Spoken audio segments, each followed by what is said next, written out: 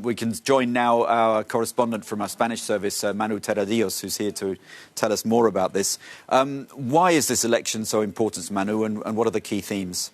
Buenos dias, good morning, Alistair.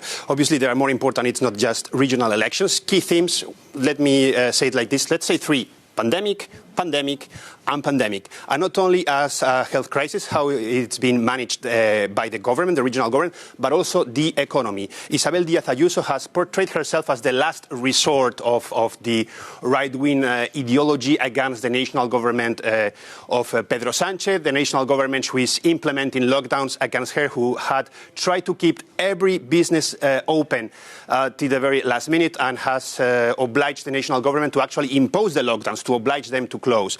So obviously that has led to a huge division, not only in the region, we can extrapolate it to the country about how to handle the pandemic. And we've seen it in a really tense campaign where we've seen death threats to politicians, we've seen classes, and we've seen a huge division between some says democracy or fascism, some says freedom or communism. So it will have a big impact in the way to see how this not only has been handled, this crisis, but how it can be handled and the impact in future elections.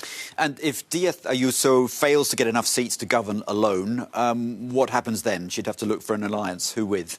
Yeah, her initial idea, I think it was to get absolute majority. That's why she called early elections. She felt really sure about it. That's why she did it. But now polls suggest that actually she might need help.